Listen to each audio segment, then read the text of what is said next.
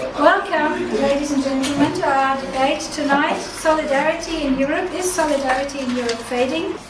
So let me now quickly introduce our panel. I'm going to introduce the speakers in the order that they will be speaking. I'll start off with Bruno Waterfield. Bruno is Brussels correspondent for The Times. My second speaker tonight will be Dr. Weronika Priesmeyer-Tkocz. She's program director at the European Academy, Berlin. The third speaker tonight is Professor Georgios Varouxakis. Not Varoufakis, Varouxakis. We're very, very pleased to have him here. He's come over from London. He was born and grew up in Crete. He's professor of the history of political thought in the School of History at Queen Mary University of London. Next speaker will be Christian Moos. Christian is the General Secretary of the German section of European Federalists. Last but certainly not least is Dr. Funda Tekin. Dr. Tekin has been senior researcher at the Institute für Europäische Politik, IEP, in Berlin since February 2013. And I want to argue that solidarity is fading in Europe, and I want to argue that the European Union is largely to blame for that. I think anyone who believes that the EU is about solidarity must have been asleep for years, they must be deluded, or else they're dishonest. Solidarity in the EU dictionary or political lexicon is nothing more than jargon. It's a word that means slavish obedience to rules and institutions. I haven't seen much solidarity, as I define it, in Europe's migration crisis. Instead, in dealing with the challenge, which I think is a positive one, posed by a wave of people seeking a better life in Europe, the EU, the practices, the statecraft and institutions of Europe's states has become obsessed with divisive rules, migrant quotas, I'm sure you're all aware of that debate, being one of them. So the focus has been on bureaucratic quotas and fortress Europe. There'll be more barbed wire, more truncheons to enforce fingerprinting in Italy and Greece, and on their way, new EU so-called hotspot detention centres, although they call them reception centres in Italy and Greece too. Yes, we do have a crisis of solidarity in Europe, but on the other side, it's not only the crisis of solidarity, it's in general the crisis of trust towards European integration. And so this is not only a question of, do we feel attached to each other, because solidarity it is. It's all about ties in society, as you said, Bruno, of interests or objectives or standards, sympathies and shared values. Solidarity, this is something like, the three musketeers saying all for one and one for all. I think this is the best definition of solidarity you can have. But now what we have in Europe, it is more. We have the crisis of trust. My proposal, which is based on my analysis of the attitude to these things of somebody I have studied in the past, John Stuart Mill, the British philosopher, I call it cosmopolitan patriotism. And the simple idea is people will go on identifying with smaller groups than humanity. It's called l'égoïsme à deux, à trois, à quatre. It's a psychological disposition that you cannot identify with the whole of humanity. You identify with some subgroup as opposed to others. Okay, if most of us will go on being like that, although some of us might have loftier natures, what can you do then? Well, you can try to promote a kind of patriotism that feeds on cosmopolitan commitments. So you can try to say that the patriotic thing to do is for our country to do good things for the world. The question whether Europe's solidarity is fading, to my mind, is rather rhetorical. I clearly think it is fading, and I could now put forward that Europe has always grown in crisis. I could say that the Eurozone reached a new agreement with Greece and that it is working, but I don't intend to do this because I don't want to close my eyes to reality, and I do not believe that this will help our cause, the federalist cause that is. Having said that, it is my firm belief that should their union fail, the Europeans do not stand a chance of surviving the next decades in freedom. Regarding the solidarity, I really kind of can take up what Christian has just said, because I was also kind of, looking at the title, Is Solidarity in the EU Fading? I would say it's definitely challenged. I'm not so sure whether I would go to the point to say that it's actually fading. Because what I do see is the EU is in crisis. I think there we all agree. And it has gone through different crises in the recent past. But I think once the dust has settled, and we kind of view the situation more pragmatically, and I think I really maybe also would like to kind of introduce a more positive note into this debate, because I just looked at the Eurobarometer data just in order to see, because you also said we have a crisis of trust, and I was rather surprised to see that overall trust in the EU is actually has been rising again after throughout the past years. Does anybody have anything to ask our panel? I had a question for Bruno Waterfield. My question was, you spoke at the end that you consider the European Union as a barrier to solidarity.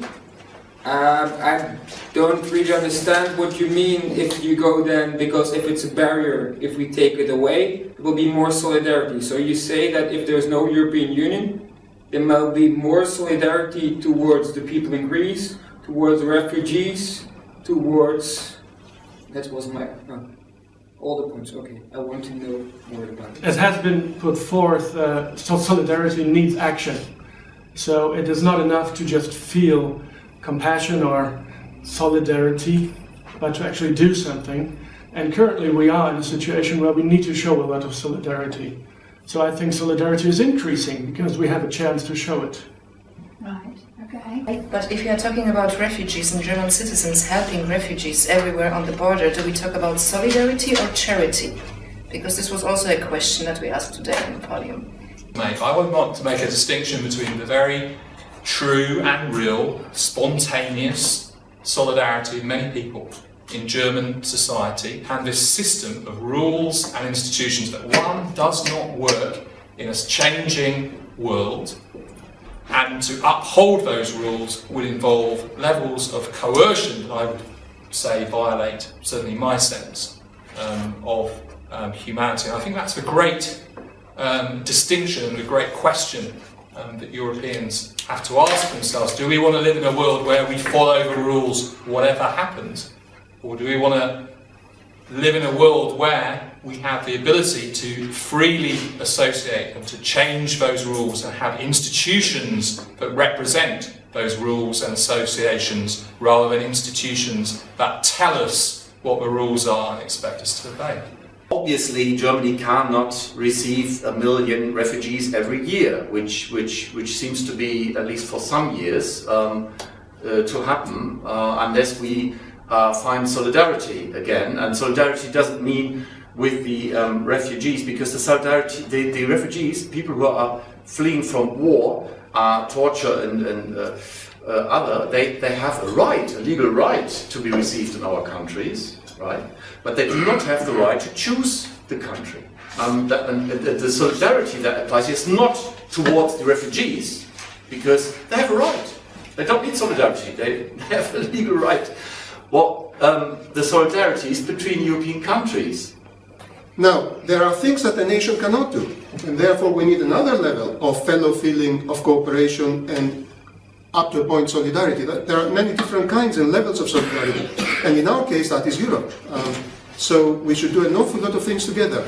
But the idea that we should therefore abolish nations and national democracies and states, national states, and build a European state is not only a chimera, it's extremely dangerous. It would destroy the peace that the European Union, European community has indeed achieved for us. Coming back to Poland, all those protests against refugees are not really, I would at least see it like this, they are not really actually against refugees, they are just protests against the policy of the government. They are not really fond of, because although there is, let's say, an economic success of Poland, there are quite a lot of losers of Polish transformation and quite big groups of the society who has been forgotten in the transformation. And those voices haven't been heard. And those people are coming now getting on the barricades and saying, we are against anything, anybody. We are against regulations from the European Union because we are maybe not so happy of it. We are against Germany and of course against Angela Merkel and her policy of open door because we have certain fears, and nobody has talked about those fears and about those prejudices also for years because they haven't been really accepted. So again, we have problems within the European countries. This is maybe not the crisis of the European Union. These are different crises within the European states. So it's not really time to talk about solidarity, but it's really more like saying, okay, let's just put it aside, take a break, hold a deep breath, and continue talking. Okay. We already talked about campaigning, so let's spread the European feeling, I would say. And I think that sounds a little bit like a lot of ads, and I will see it on the streets, go Europe, go there, let's just be a bit, and my question is, isn't this very much too late? We have a huge amount of issues, really. We have low voting participation, that's also another thing. I mean, you mentioned, is it perhaps too late? You know, I could say, well, maybe the EU is actually, as Bruno says, or maybe the cause of the problem, that people understood each other better a couple of years ago when they kind of campaigned to have the borders brought down and were enthusiastic about Schengen, and now they're not, they're no longer. So that would also be a question. Why do we have only 50% of the people participating in voting in many countries? Greece would be a case in point. I mean, people in Greece went out in January, they voted again, then in June, and now we have very low voting participation. Well, they know they will have elections every 6 months. They know whoever they vote for, China is back. And whatever happens, nothing changes. Yes. So Okay, this is maybe something which brings us together in a way, because in Germany we don't vote every 6 months, but we still have a very low lowering voting participation. So again, here too, a question. Well, maybe there's something wrong. The problem is the euro. The euro was a decision made by a German chancellor who wanted to remain in history as the creator of Europe, perhaps, and a French president with even more ambitions who was notoriously illiterate in economics. The euro is a catastrophic decision. How can we go back from where we are? I don't know. I'm equally illiterate in economics. What worries me is that we may lose what we had, which is far from perfect, but which had great benefits for all concerned. There is great mutual and benefit in keeping the European Union. My point is order. What about the order that we have set up with all its difficulties and challenges? Yes, and because of the history, because of all that. What we have achieved is cooperation through institutions and dispute moderated through institutions. Because we've always had dispute. I'm not talking about the Second World War only. That's because some people might think that's what the Germans are always about, etc. No, you can go past beyond that, far time back, and there's always been discord. There's always been powers dominating others. And what we have now is a system of checks and balances, a painful process of finding compromises, and we've got huge challenges that arise from all kinds of sources. My alternative really is to pull back from the idea that it's institutions that save us from ourselves, and to go back to the tradition, or to try and revive a tradition which I think is alive and well in countries like Germany, as we've seen over recent months, of self-determining democratic societies that are our best future for solidarity and our best safeguard, certainly against war. Right, okay. Thank you very much. Let's have a clap to our panel, for our panel. I think we've